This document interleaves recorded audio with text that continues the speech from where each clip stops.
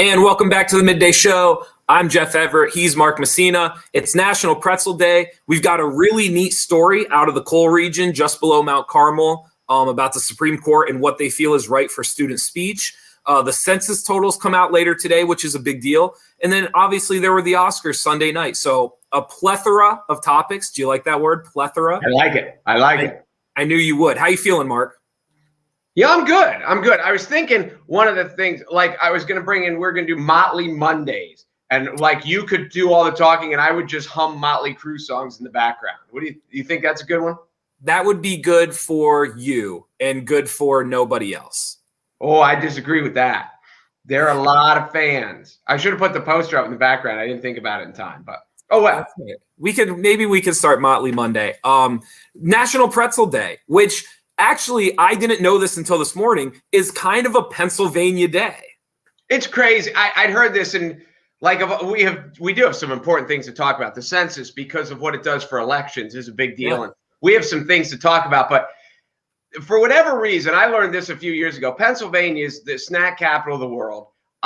So I read a stat. I don't know how recent it was, but like 80% of the pretzels made in America are made in Pennsylvania. Of the top, something like 12 snack food companies, 6 of them are Pennsylvania. When you've got Utz, you've got Snyder's. Those are the 2 big pretzel places. But obviously we have Middlesworth and we have all the. So for whatever reason, I don't know why, and I'm sure I think something about Pennsylvania Dutch is back in the history that they started it, and it's kind of grown from there. But yeah, if you ask people somewhere out who makes the most snack foods and who makes pretzels, they would never guess that it's Pennsylvania. But it is us. We're the best. Yeah, and the number that I saw, and I don't know if you just mentioned it, was 80% of the country's hard and soft pretzels are made in the state of Pennsylvania. I did mention that, which just goes to prove you don't listen to anything I say. I don't listen to anything you say. I'm trying to produce the show and be a part of it. There's a lot going on back here. But and you on your list of priorities, you're like, I got things to do, and listening to Mark is not high on the list. But 80%'s a ton. Like when you think of Idaho, you think of potatoes. Right. But I don't think people associate Pennsylvania with pretzels that way. No, and they say I saw where it was made by monks somewhere is where they originate. They think they came over on the Mayflower, like the first pretzels in America, like they're that old. But yeah, I mean, we have old settlements and something. I saw a headline while I was scrolling through something about how a Pennsylvania Dutch settlement turned this place into a snack food empire. So I didn't read any beyond that, but there you go. All right. 2 big TV moments. Did you watch The Office? No. So Pretzel Day in The Office, which was based out of Scranton as well. They had National Pretzel Day, which is one of the best Stanley episodes of all time. And then also Seinfeld. I don't know if you remember this or not, but these pretzels are making me thirsty. Oh, yes. Yes. So also pretzels, they're kind of underrated. They're around a lot more than what we realize, especially. And listen, chocolate ice cream and pretzels are just take them and just crunch them all up and have them fall. Oh. I mean, obviously, I don't just get chocolate. I kind of get like peanut butter cup or something along those lines. Ice cream and pretzels is delicious. Is that like a Mark thing or is that like a thing? I thought it was an everybody thing. You look at me like I have 2 heads. I've never crunched up pretzels on. Never heard of it. Tonight. Do it tonight. I might have to. I did start my intermittent fasting today. That's why I have the Propel instead of the Yeti. So I don't know, maybe later tonight.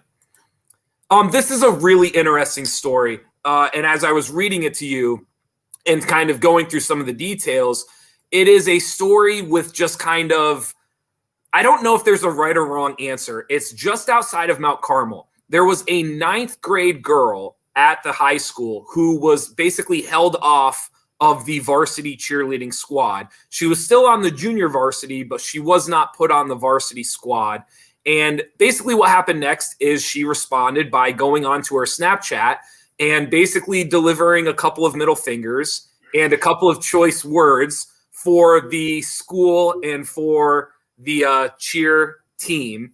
And right now she was kicked off of the team. Basically, she was forced, her sophomore year off of the cheer squad. Is it a squad or a team? I think it's both. She was forced off of it for her sophomore year, and now a federal court is ruling that they cannot do that because she actually did the Snapchat at a convenience store with her friend that was off of school property. There's a whole bunch of other limbs to this story, but we'll just start there. And your initial reaction was, I don't know, I couldn't tell. Well, the jurisdiction issue is the problem. That they don't. Is she allowed to say it while she's off campus? And because it's on Snapchat, because it's not public, because it has to be in a group and you have to be a Snap friend, it only went to her friends. Someone took a screenshot and leaked it out and whatever. I don't think she should be allowed to be expelled from school. I don't think, any of that other stuff. But as a, coach of any aspect, if this kid who's saying, bleep cheerleading, bleep softball, bleep school, bleep the coach, whatever. As a coach, there's repercussions to that. And I keep in mind she is 15, and this is the world we live in. And as adults, I think we have to be the adults, and they're the kids. You said she gave a couple of middle fingers. I think she gave a couple of middle fingers because that's all she has. I think she would have given every middle finger available, but she's limited to 2, so that's what she gave. That's true. But let me do this. Here's some things, and you can build off of it. One, as a Snapchat user, there is no social feed on Snapchat. So when she posts it, it goes to 250 people, is what the report says. But it's not a social feed. It really, even though it's going to 250 people, it is a private message. So this isn't like Facebook or Instagram where she posted it and everyone could find it. Does that make a difference in your opinion? Because to me, it kind of does. I agree. It's like a big group text. It wasn't put out there for public. So yes, it does. But there's also the aspect of, so we take this back to the olden days, when if you say something about somebody and then they go back and report it to somebody else, you have forever damaged that relationship. And it doesn't matter if you say it and they were supposed to hear it, or if you didn't say it directly to them, you were just saying it in private or whatever. And so for her to have damaged her the rest of her cheerleading career is totally understandable. Should she be expelled from school? No, like we talked about in the ask. One of the things that I think that I've noticed. Well, here, you go ahead. You can comment now, and I'll come back with my. No, you're fine. I just, for going off of it. So she wasn't necessarily. They couldn't expel her from school. They did take her off of the cheer team and basically suspended her. And that part to me is where you really start to get into the nuts and bolts of what is right and what is wrong, because to suspend her from the team for something that it wasn't done on school property. It wasn't directed at any of the other cheer members or the coaches. And also too, the way they found out, which I haven't mentioned yet, was one of the daughters of the coaches actually took a screenshot of the Snapchat and shared it with her mother, who again is a cheer coach. So this was found out in a manner that it wasn't, the example you gave was a confrontation, right? I walked up to the coach and I said, hey, you're wrong, in a more explicit way. And this wasn't the case. This was a private message that I would argue, even though she was mentioned the school, I don't think it was directed for the school or at the school. And that to me is the real nuts and bolts of this. Is there a way to prove that she was directing it for the coach, for the administrators, for the school district? Because I don't think you can do that. I don't think there's a way to directly say she was aiming it at them. If you're only sending it to 250 people and none of them are coaches or school board members or anything like that, how can you say it was directed towards them? Well, it doesn't matter if it was directed towards them. I think it does. If it was about them, I don't. Well, coaches do, but you and I have talked about this. When coaches have coaches meetings or they go home at night, there's no way they're not talking about the kids. They are. And listen, some people I'm sure talk about them politically correct, But there's no way every coach in America goes home at night and isn't saying things about, oh, this person wouldn't do that, and this person's a pain in my butt. And like, so was that directed towards the player? Like, No, I get it. And it is the fascinating thing about this from the law is, where does the jurisdiction end? And I don't know if we mentioned this before. The school is saying now, because of COVID, because so much of school has gone Zoom and so much of school has gone digital and over social media, that now the campus boundary lines are very blurred, which seems a little crazy. One of my aspects is, and I've noticed this about adults in all kinds of coaching, that some of them have absolutely zero knowledge or care about emotions and feelings of a teenager. And they're just like, this is the way I'm going to decide. And the 15-year-old has to deal with it. And if they can't, then screw you. Like I saw a coach, a varsity coach, who just screams at the kids the whole game. And then one of the parents screamed at him and the coach had the parent removed. So it's like, as an adult, you're allowed to scream at the kids, but when another adult screams at you, you can't take it. And there's a lot of aspect of that from adults that have zero emotional balance, that are like, I can tell these kids, I can bench them, I can cut them, I can start, I can scream at them in front of everybody, and they have to emotionally deal with it. But as an adult, when the kid comes out and insults me and says, screw you, screw this, screw that, now as an adult, we're like, whoa, they can't talk to me that way. And there's a great hypocrisy among the thin-skinnedness of adults who can totally dish it out but can't take it at all. And that's where I wonder how this was handled. And if the cheer coach was like, listen, you didn't make the varsity, it sucks. Like, did she sit down with her? Did she talk to her? Because this girl obviously expected to make it. Did she handle anything emotionally? Or if the coach just threw it out there and said, nope, you didn't make it, come back and be a JV and be happy with it. If she didn't care, then I don't feel any remorse for the coach when the girl didn't care. Like, all right, you pissed me off and I pissed you off. And now they're like, oh, well, she's not allowed to do that because she's 15. So I find hypocrisy, and that happens all the time. The point that I'm taking from you more than anything is, both sides did not handle this probably the way they could have or should have. But that's not going to change the ruling, of which, and I'm leaning towards agreeing with the ruling. I don't understand how you're going to dictate what somebody says away from their job, what somebody says away from the school. To me, the only difference here is it was a 15-year-old. That to me is the biggest difference. Well, if you're away from work, and you talk about who it's directed at. If you're away from work and I text a coworker and I say, so-and-so, our boss is the biggest buffoon in the history of the world. He's going to run the company in the ground and blah, blah, blah, blah, blah. And that person takes a screenshot of it and shows it to the boss, I'm going to get fired.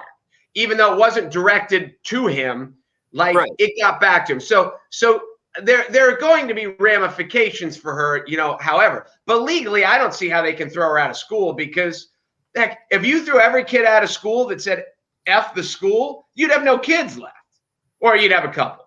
Right. But which goes along with my point. I think the only reason this is an issue is that she's 15. In any other aspect of life, like you said, there would be a decision made, they'd be gone or they'd stick around, like it would be handled.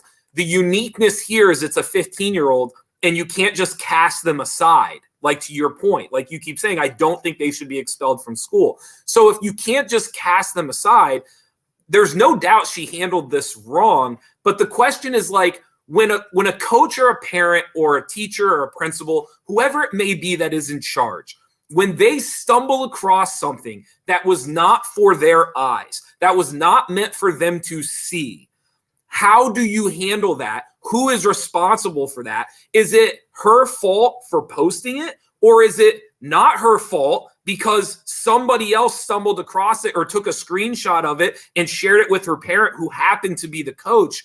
she didn't handle it well. But my point being is I don't think that means it's her fault because someone saw it who wasn't supposed to. Well, and I would go at a little different angle. I agree that she didn't handle it well. And you kind of, I don't know if you can go with the, like, she wasn't supposed to see it or who was supposed to see it. But I go from the fact that, like, she's 15 and 15-year-olds do stupid things. And I realize that because, 55-year-olds do stupid things. But, like, in the situation, there's adults and there's kids. And the kids are supposed to make mistakes. And as adults, like, I think to be like, oh, she did this, throw her out of like take her to the gallows. And I think that is a huge, like, you bring the girl in, you sit her down, you talk, and you say, listen, we can't do it this way, blah, blah, blah, blah. But I just see a lack of, I don't know. My question is leading up to this. Where was the leadership? Where was the guidance? Who was the adult in the situation? Because I'm guessing the adult in the situation probably, and if we're going to cast blame, the adult in the situation probably could have handled it better going in. That's my guess. Okay. I think from just a social aspect of social media, social messaging, all of this stuff, it's this line of like what is meant to be seen and what isn't. And I understand that there's a responsibility even for kids to understand that when you post something, there is no guarantees. You can't guarantee who's like, she clearly thought only these 250 people were going to see it. And that changed in a hurry. So there's no doubt a social recognition responsibility that she needs to recognize. All I'm saying, though, is once you condemn somebody for something they said outside of the school, it is a line that I don't know where it ends, where it begins, how you ever control it. I just don't know where that goes. What I do know is it's probably not good. Well, and I agree with that wholeheartedly because of online classes and stuff. Then they would say it's limitless. And that's a disaster. So it is fascinating. And do you want to take it from how it should have been handled, what the legalities are? But I would agree. I think what was the ACLU said, they're allowed to control, the school is allowed to control if it's about like bullying or threatening or someone is in physical danger. But to say that I hate the school or I hate the teacher or I hate this sport or that whatever, that's not it. And they can't, when you read what the ACLU wrote about this, I agree with them 100%. Yeah. And you and I agreed, this isn't bullying. What she did was not bullying. It wasn't harassment. It was venting. It was venting. And it ended up being, it was supposed to be a private venting to 250 friends that ended up becoming a public venting. And I don't know how you rule that. Like, I don't know. That's what makes it fascinating, I guess, and what you and I keep hinting at is how do you actually decide who was wrong, what was wrong, when did the line actually get crossed, when did the line actually not get crossed? Like, it's a neat story. And I wonder how much the profanity had to do with it, because if she would have just said, I hate cheerleading, I hate school, but she didn't use the word hate. She used a much more vulgar. But anyone who knows anything about venting, like, you got to bring it. You bring both middle fingers and you bring words that start with F, and that's how you do it. If you're going to do it right. So it will be fast. And it's, what would we say, all the way to the Supreme Court. Like, this is going big time. This is new frontier because of COVID and because so much school is online now. The school is saying, hey, our jurisdiction goes much, it's not street and city blocks anymore. It's everywhere. Yes. And other people are saying, whoa. And so this is a huge ruling. I also think, and then we'll wrap it up, I think there's a little shock and awe here because it's a 15-year-old cheerleader. And I think that for reasons that I dislike, I think that's making this bigger than what it should be. I think there's a world where if a 16-year-old football player did this, it's much less of an issue. But because she's a 15-year-old female cheerleader, now it's like. And I agree with that. But I think if you go to any school district and you ask, like, where is the most drama on any team, it's the cheerleaders. We'll leave it at that. I won't argue. It's a great story. We'll have to see what happens with the court. Real quick, walk us through it. Go to Facebook, join the Midday Show group. You'll get your name put in. It will spit it out. You will get you will win a T-shirt and then a chance to win more stuff. Thank you to Wise Markets for being our sponsor. You talk about pretzels and potato chips and everything. They got them all. Wise Markets. They don't even have to ship them that far because well, maybe that's why, you know, in this region, I never even thought about that. Shipping costs for these for like Wise Markets, because they're a huge Northeast company, not just in Pennsylvania. So they get all these chips. The chips only have to go 50 miles down the road as opposed to going all the way across the country. They never thought of that. They should just be giving them out. They should. Well, they should. I would like that, but they don't. But anyway, so Wise Markets, thank you for our sponsor. So you can get a $25 gift card, a $50 gift card, a $100 gift card. We also have the break room. We have Eat and Run, and we have the Moon and Raven. I was just at the Moon and Raven the other day. That's a great place. The Moon and Raven is a great place. So, so Jeff is good. Now, unfortunately, as we tease all this, Jeff's not going to hit any of them, and you're not going to win any of them. But there's a chance, I guess. There's a chance. There's a chance. Listen. It'll come back around. Today's you're going to have a hot week. One of these weeks, you're going to go like 3 for 5. I had like a month ago. I had a hot week. I was like 3 for 4, 4 for 5, or something like that. You are due. You are due, and I'm feeling it today. Today's random winner from the Midday Show Facebook group is Stacy Downer. Stacy Downer. Here we go. Are we ready? I wonder if Stacy Downer has ever made anyone mad on Snapchat. Just shy of the Moon and Raven. Can I have the Moon and Raven? I'll go back. You'll go back? You'll attend? Yeah, that's good.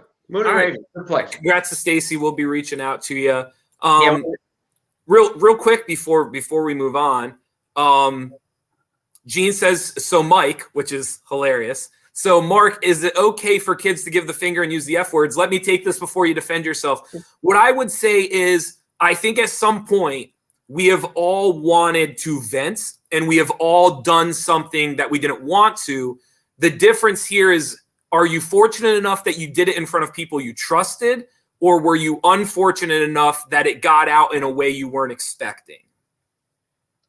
I agree with what you just said. The other thing I would say is you get a high school kid to think that high school kids don't use profanity. We are living in a dream world. And to be like, what they should do and what they shouldn't do. Listen, when we all get in cars, we should all obey the speed limits. And how many of us do? Like, so just to sit there and be, it's like back to when we took health in high school, and they're like, should we do birth control? Should we not do birth control? Because if we're doing birth control, are we promoting, teenage sex? But there's going to be teenage sex. So if we don't do birth control, we're irresponsible. I would just rather deal with like what's happening as opposed to the theoretical, what we should and what we shouldn't.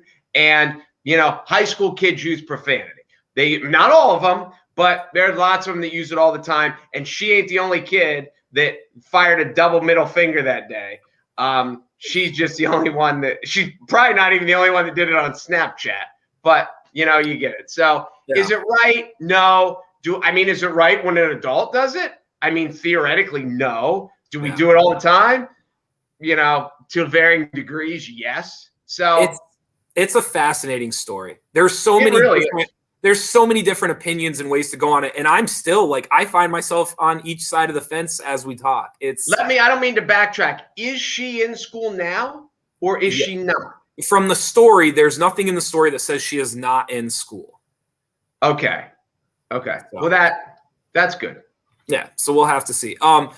At 3:00 today, this is kind of getting, like we've talked about before, how crazy the world is right now. And there's so many things going on, kind of getting swept under the rug a little bit. At 3 p.m. today, basically they're going to release the population totals, and they will also release the House seats, and they will also release what the new electoral college map will look like as far as the votes and the numbers.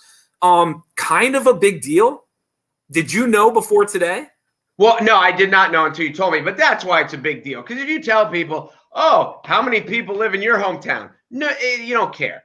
And on a behind the scenes, they're like state funding is affected by it and stuff like that, but nothing that is immediate to hit you in the face. The big thing about this is how the House of Representatives is determined. Yes. And that is how in the next election, when who wins Pennsylvania and how many electoral votes do they get?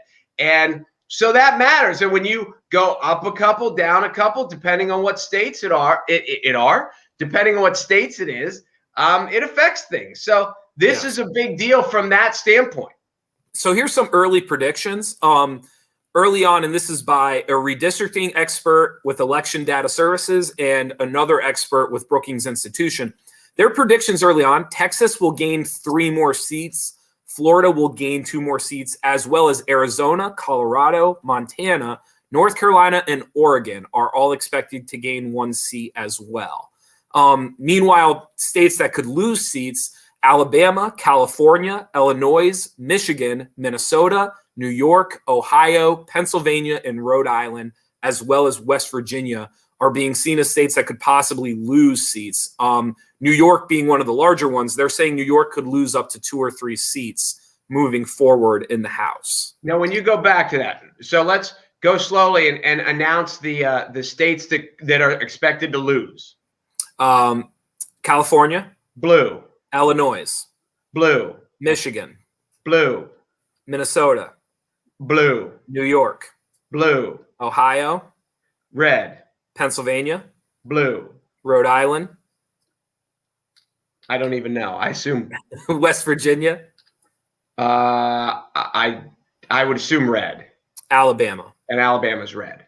Yeah. But you look at the big ones: New York, Illinois, the Michigan, Minnesota one was big, and obviously California, Texas. But I guess we said North Carolina was red. It's gone back and forth. Ohio goes back and forth, but it's been mostly red lately. Texas has been red, but it's getting closer and closer to being blue, and Florida's been a swing, but it's been red a lot lately. So yes, no, it's interesting, and they're also, one of the things they're also predicting is that Pennsylvania will be at 19 electoral votes below the norm. It's going to shift. Obviously, it happens every 10 years, so it's not like a shock that things are going to shift. But at this, like where we're at right now, this feels bigger than it would have in 2010 or in 2000. Like, for whatever reason, this just feels way more important than what it has before. Well, at my age, the first, I'm 49, I was born in 1971. The first presidential election I remember was Reagan beating Carter. And it was, it wasn't even close, and everyone knew it wasn't going to be close.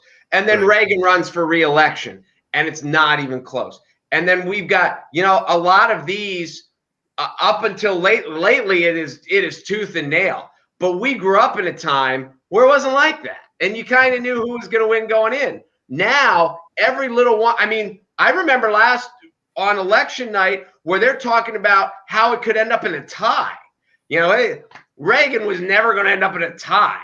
So it's where society shifted to now. So this is a big deal. It really, really is. So 3:00 today, if you're interested, the map's going to change a little bit. It's going to switch up. So 3:00, keep an eye out for it. And we're going to end today with a little bit of fun. Well, we do want to mention this too, as we said off the air, with COVID and with the census, the way we are sure that this census is 100% accurate. There's just no way. And I hate this. Like, I'm not trying to be like Mr. Conspiracy Theory. This has to be the most inaccurate census we've done ever, maybe. Like, there's just no way it's accurate. Well, I was going to say, I'm not a census expert to talk about the accuracy of the past ones, but yes, I am agreeing with you. This one is very general and hypothetical, maybe even. There's just no, and it's not about leaning one way or the other. I'm not proposing that one side's trying to get a leg up. There's just no way it's accurate. There's no chance. We did it during a pandemic. This is common sense. Whether you're a red common senser or a blue common senser, common sense says this census is the best guess they could come up with. Absolutely. It should be the guesses. The Oscars. This was how do you want to handle this? Do you want me to just kind of give you my appeal, like what happened this year? So this is for anybody who watches the Oscars or cares about awards. I did not watch like the whole show. But here's what basically happened. They moved the Best Picture award, which is always Weremark. Where's the Best Picture? That's it. Best Picture is it's the climax. Correct. It is the checkered flag. Yes, it is. They moved it from the end of the show, and they decided that the ender, what was going to be the kicker of the show, was going to be Best Actor. So the thought, if you're a movie buff or you're somebody that appreciates this stuff, the thought was they were going to give it to Chadwick Boseman, who passed away recently. I believe it was because of cancer. Yeah. Okay, passed away recently. So the thought was big ending, I don't want to call it a feel good, but it is kind of like a moment, right? Like an opportunity to recognize him and maybe have somebody say some nice words and have his family accept it, whatever they had planned. Not only did Chadwick Boseman not win, which was kind of a surprise because why else would you move it? Anthony Hopkins, who I'm not saying is not deserving, wins it. And they knew that Anthony Hopkins was not going to be there to accept the award.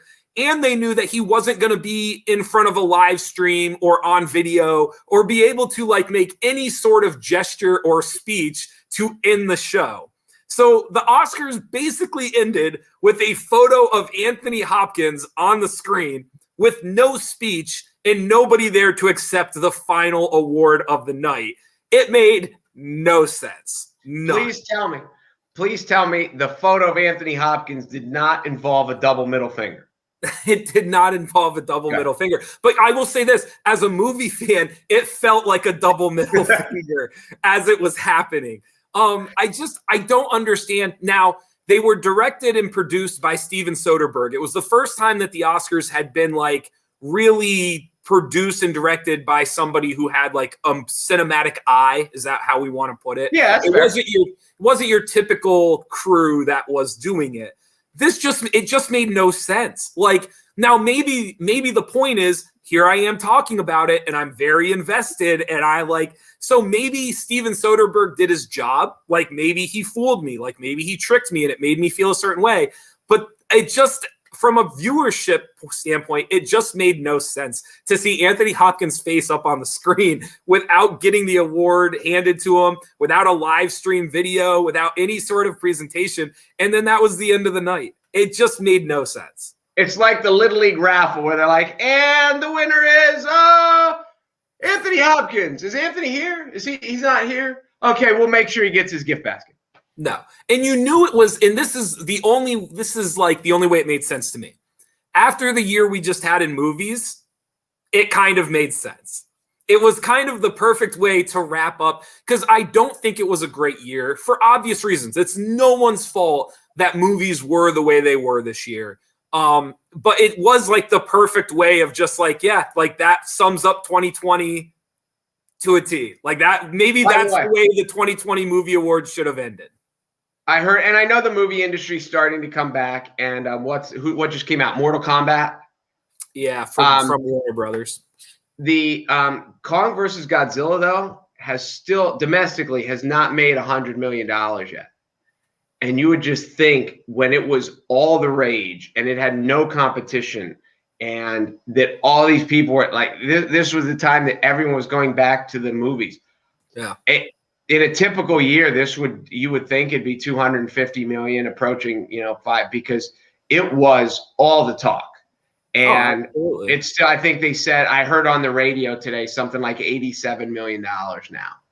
And the big Mortal Kombat did 20 million on the opening weekend.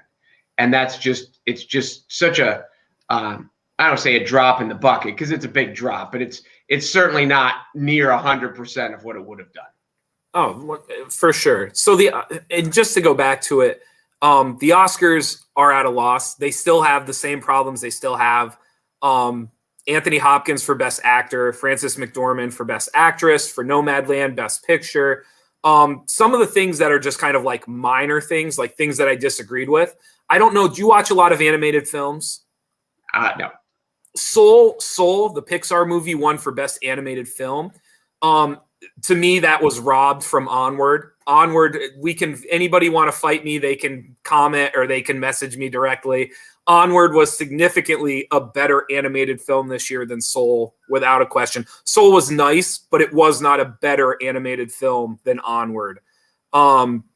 Best supporting actor is one of the only ones I thought they got correct, just an opinion. Daniel Kaluuya winning for the Black Messiah movie. That's you can actually watch on HBO Max. I thought they actually got that one correct. But for the most part, like this was a weird year, and we knew that going into it. But it just not a lot of common sense moving forward for the Oscars. No, and it's a tough show to do, and they talk about it every year. But it was a really tough year, and we'll see what happens next year.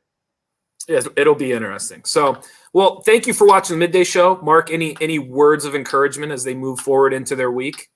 No, I would just say again, thank you to Wise Markets and Pretzel Day. It is Pretzel Day on your ice cream, and I said chocolate because that's I do, but it's good on vanilla. It's good everywhere. Just take them, not the big fat ones because those aren't. You need the skinny salted ones, and you just crumple them up all over, and it is delicious. Does it matter the flavor?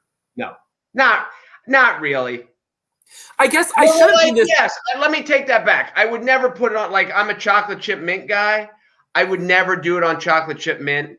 I wouldn't do it on cookie dough because there's already other stuff in. And maybe I would do it on cookie dough. I don't know. Give it a shot. You'll like it. I shouldn't be that surprised because it would be no different than putting any other topping on it. I've just never heard somebody say they want pretzels on top of their ice cream. Ben & Jerry's has a flavor that has pretzels in the ice. Is it Moose Tracks? Ben & Jerry's has one that has pretzels in it. Okay. I'm not sure which one it is. I mean, I believe you. I don't know. I've just never thought of doing it. You will text me later tonight and thank me. I mean, I know you do that every day about something in life, some wisdom that I've shared with you, but today it will be pretzels on ice cream. I will definitely. I'm going to try it tonight. We will report back tomorrow morning. All right. Again, I'm Jeff Everett. He's Mark Messina. Thanks to White Markets for being our title sponsor. And thank you guys for helping us out and watching the Midday Show and for keeping us going here at NorthcentralPa.com. And Jeff just lost his diet over pretzels on ice cream. It's over now. There's no coming back. No, that's not true though, because the intermittent fasting, I'm good. It does like once I get to right now I'm at the 15th hour. So I've got like one more hour. I'm 16 hours and I'm going to eat whatever I want for the next 8 hours. There you go. It's a good plan. Thank you guys for watching. We'll see you.